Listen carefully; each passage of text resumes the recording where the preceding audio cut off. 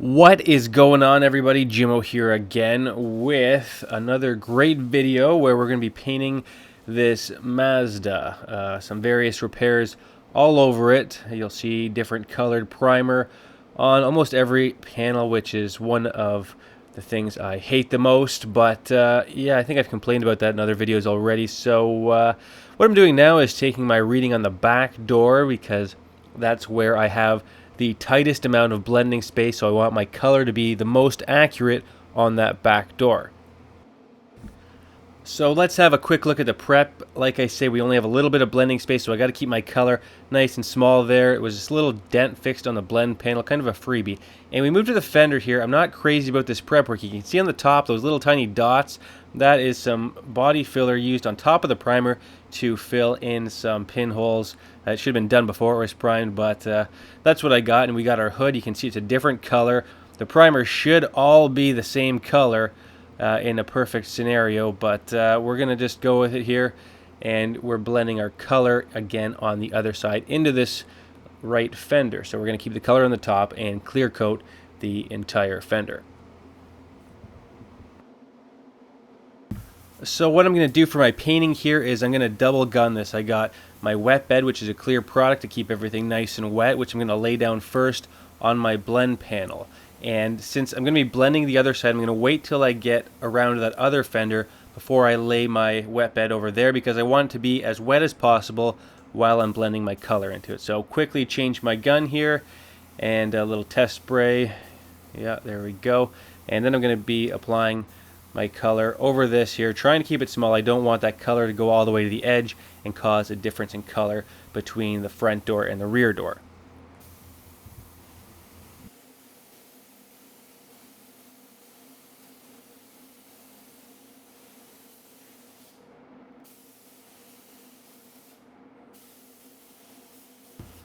So now I'm going to move forward, going to spray my offsets first, get inside that wheel well, make sure I have good coverage. You can see this color actually covers really well. That's not always the case with blues. Sometimes they can be very transparent, and it's vital that you have that exact undercoat, or else you're going to have to put on more paint afterwards. So I'm going to continue. I haven't colored that entire door. I just colored that small area, so I'm going to blend my color back into that and then continue up and over the hood. And on these larger jobs, you have to have a little bit of a rhythm going. So since this is a back-to-back application, I put on my wet coat on the fender, and then I complete my blend, do the dry coat instantly on that fender, and then I kind of move on to the next panel. And each time I do a small portion, I'll kind of overlap a little bit with my misting coat, which is going to kind of even out the metallics and make sure that I don't have any halos or funky things going on with them. And what I tend to do on a job like this, especially the hoods, is my first coat. Before I kind of go over this entire hood, I went around and done the edges. I don't think I actually had that on video, so I'll put one good coat along the back edge of the hood and the front edge as well.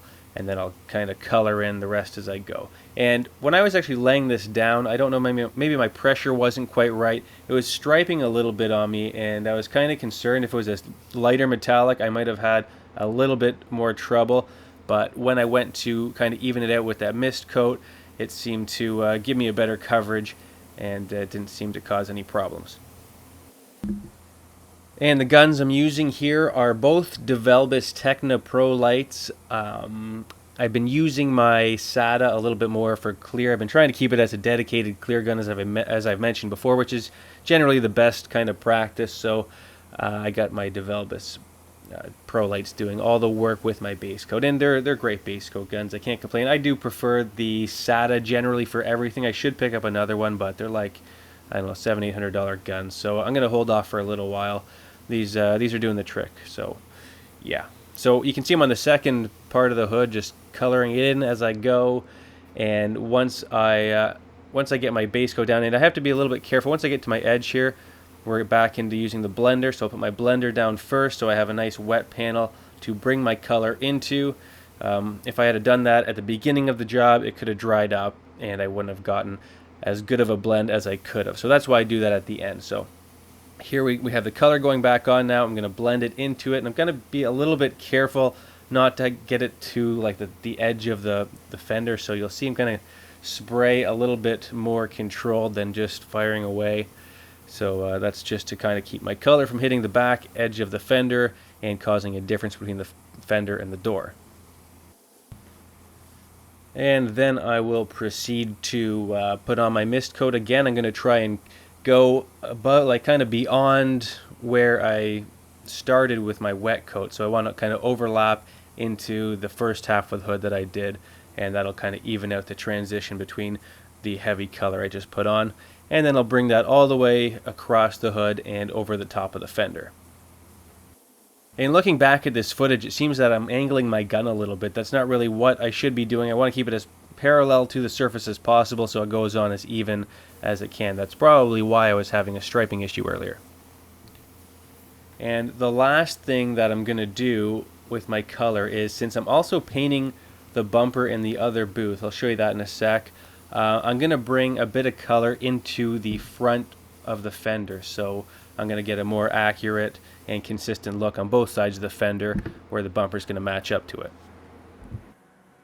So here is the bumper in the other booth, my cross draft, kind of a crappier paint booth. And the only reason I actually have that in there spraying it is because my downdraft is jammed full with that car and a few cameras to make sure I'm recording that action as best as you can. So it's a bit of a sacrifice where normally I would just jam that in the booth with the car and do it all together. But I wanted to make sure you guys just got the best camera angles possible.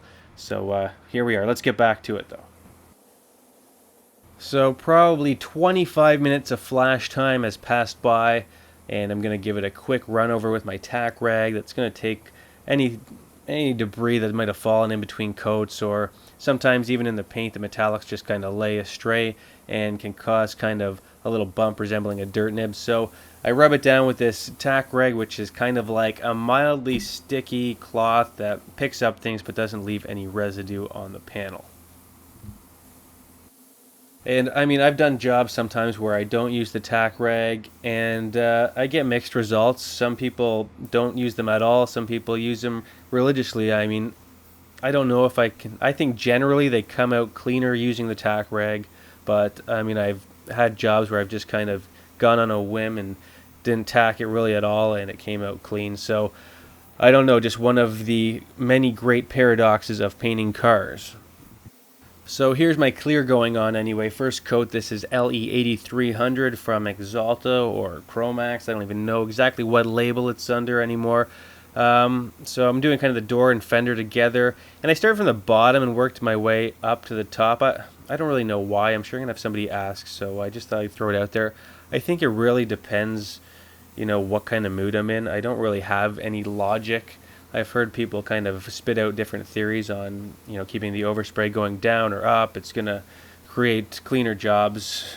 I don't know. I don't know that I've traced anything specifically that I can say it's resulted in a cleaner job. I just kind of go with the flow, and it depends what mood I'm in, really. And I don't know if you guys can notice a dramatic difference in the quality of the footage here. I brought in my good camera, which I don't normally do, so if you think this is that much better, let me know, and maybe I'll entertain the idea of bringing it in more often, wrapping it up in towels and whatnot, keeping that overspray out of it, because it kills cameras pretty quick.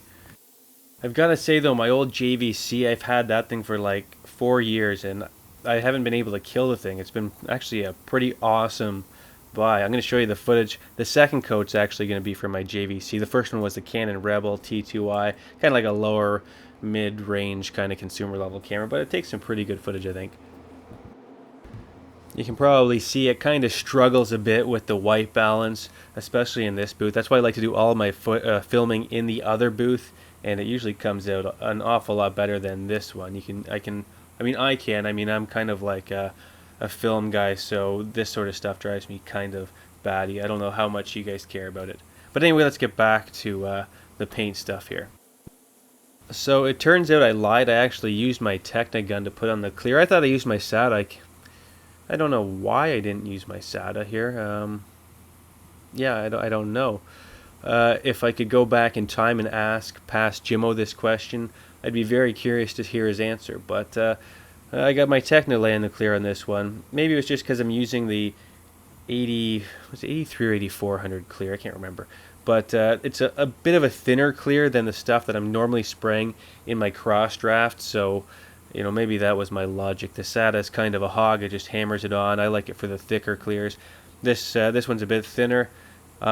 It's not quite as nice of a clear, but for bigger jobs it's pretty good. It gives you a little bit more time, I think, than the thicker clears. So when I'm doing like a large job, you want to use a slower clear so you have more time to let it kind of melt in, and otherwise what you can end up with is dry spray all over the panel. So you pick your hardeners and clears based on the temperature and the size of the job. So yeah, that's why I went with this one. And I can bake this one. There's certain clears that you can only bake at certain temperatures, and blah, blah, blah. Where am I going with this? I forget. Certain temperatures, and it takes them a certain amount. I'm lost. If anyone knows where I was going with that, fill me in. But I'm having a moment, I guess. So anyway, I'm finishing off my fender here, and this job is pretty well as good as done.